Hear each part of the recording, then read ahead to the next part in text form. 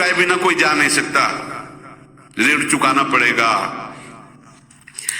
किसी का ऋण वसूल करना है तो किसी को ऋण चुकाना है, दोनों काम करने होते हैं। अनेक जन्मों में अनेक लोगों के साथ हमने जो बर्ताव किए हैं, अच्छे या बुरे, वो होंगे।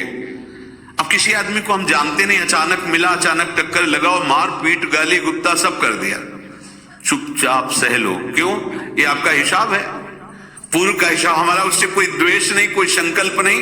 अचानक घटना घटी और हमसे द्वेष करने लगा, हमें पीटने लगा, हमें गालियां दे, ये हिसाब है, चुपचाप सह जाओ। अपने घर का भाई ही भारी दुश्मन बन गया और क्लेश हिसाब है। एक प्रभुदत्त ब्रह्मचारी जी की वाणी में पढ़ा था, एक महात्मा जी भ्रमण करते थे तो उस समय असरफियां चलती थी, मोहरे असरफियां, तो उनको भेंट में देते लोग। तो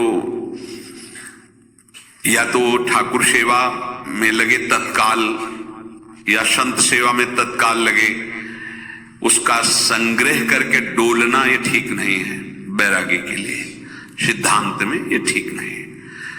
तो जब 2, 4, 6, 8 ऐसे मोहरे हुई तो उन्होंने विचार किया कि और भ्रमण करके जब काफी मोहरे हो जाएंगी तो प्रयागराज में जब कुंभ पड़ता है, एक बार पूरे सब अखाड़े के संतों को, अलग अलग संप्रदाय सब संतों को बुलाएंगे और सबको खुआएंगे। अब साधु है तो यही विचार करेगा, और क्या विचार करेगा।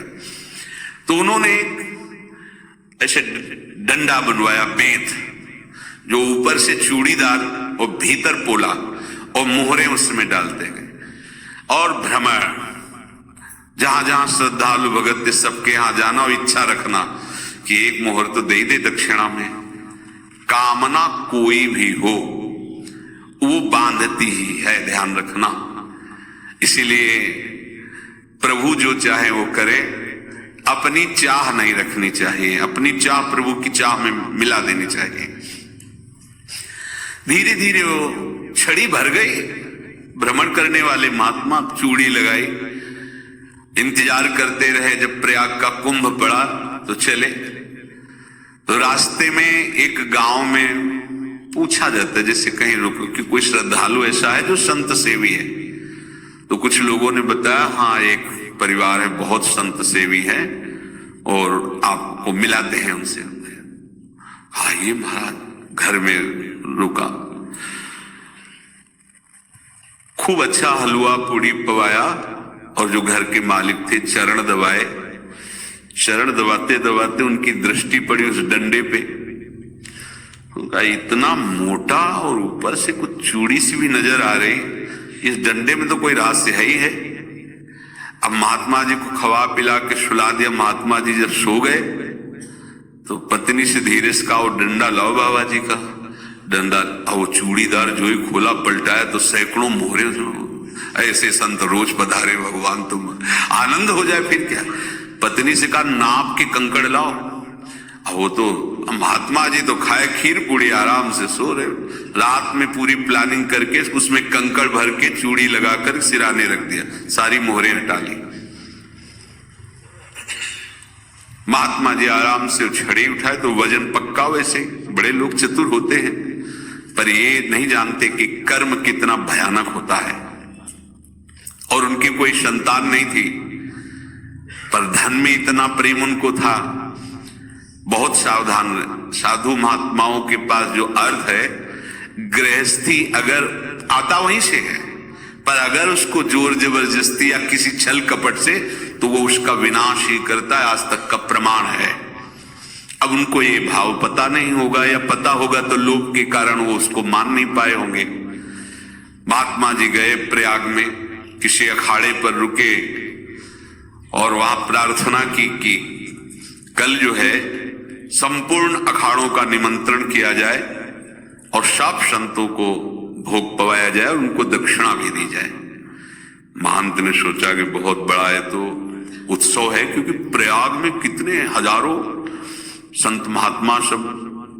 तो उनका महाराज बोरों इसमें चीनी और टीनो घी लगेगा, सब व्यवस्था। बोले आप मंगाइए, एक एक हिसाब हम करेंगे, हमारे पास सब व्यवस्था है।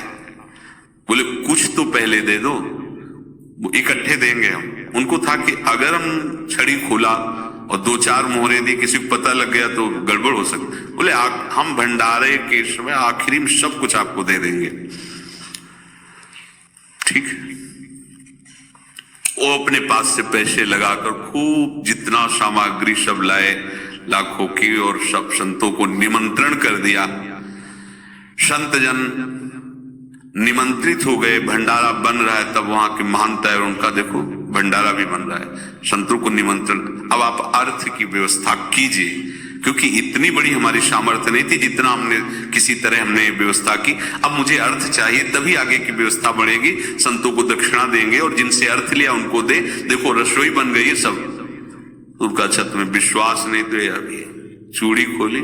उनको तो था ना कि मोहरे हैं कंकड़, तो जैसे कितना उनको सदमा लगा होगा। हजारों संतों का निमंत्रण, रसोई बन, पर संत हो के छल कपट। तो उनका महाराज आपने तो हमारा नाश कर दिया, जो महंत थे। अब बताओ रसोई बन गई, संत निमंत्रित हो गए, और आप ये कंकड़ दिखा रहे हैं हमको। आपने तो हमें बर्बाद कर दिया, हमारी इतनी सामर्थ्य नहीं थी, आप पहले बता देते। संत होकर ऐसा छल कपट। अब वो बोले तो क्या बोले, क्योंकि उनको पता था कि मोहरे हैं इसमें।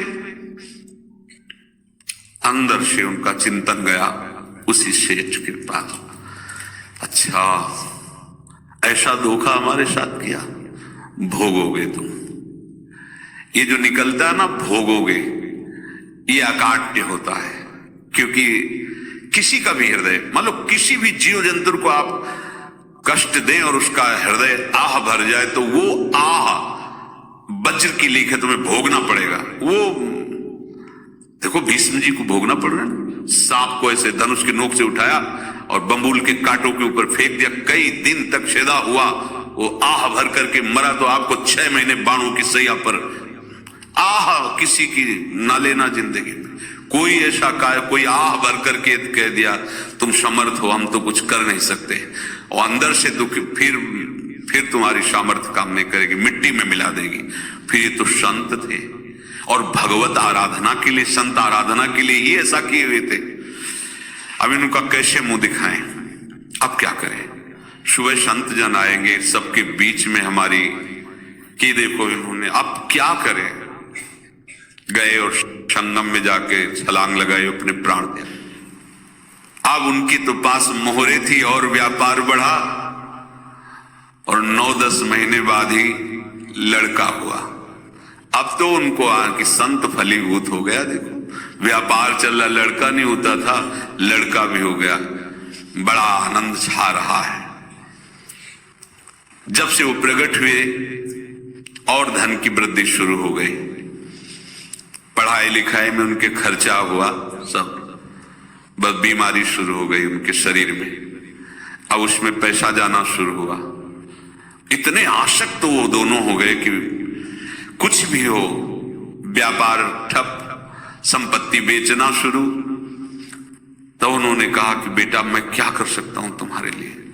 बोले हमारी अंतिम इच्छा है प्रयाग चलो, और जितने प्रयाग में संत महात्मा सबको एक बार भंडारा करवाओ, हमारी इच्छा अंतिम है। क्योंकि अंतिम यही इच्छा थी। बोले अब ज्यादा संपत्ति तो नहीं रह गई। तो बोले घर बेच दो, मेरे लिए ही तो है, बेच दो। मुझे लगता मैं बचूंगा नहीं, पर मेरी अंतिम इच्छा पूर्ण कर दो। घर बेच दिया, जेवर बेच दी। वहां गए, जब संत सेवा की तो बोले मुझे संगम तक ले चलो। संगम तक ले गए और बोले समझे तुम चुराए थे और हमने उसको छीना है, कुछ नहीं रह गया तेरे पास कुछ, अब केवल ममता और आसक्ति में जलकर मर और नर्क प्राप्त कर। मैं वही महात्मा हूं जिसकी तूने मोहरे ली थी, शरीर छोड़ दिया। महात्मा को जन्म लेना पड़ा और इनको दुर्गति भोगनी पड़ी। ऋणानुबंध होश में, ऐसा नहीं कि आप जो कर रहे हैं कोई देख नहीं रहा, कोई हिसाब किताब नहीं, जो कर रहे हैं अवश्य में भोक्तव्यम। बहुत सावधान। अनेक जन्मों में अनेक लोगों से जो कुछ लिया दिया है, इस लेने देने को मिटा देने के बाद ही तुम मुक्त हो गए। इसीलिए एक उपाय है, लेना न देना मगन रहना। क्या? मालिक को समर्पित हो जाओ, मालिक को अपना माना हुआ समर्पित कर दो, खत्म। अहम त्वाम स्वरूपापेभ्यो मोक्षयिष्यामि, सब खत्म, आगे पीछे लेना देना सब खत्म।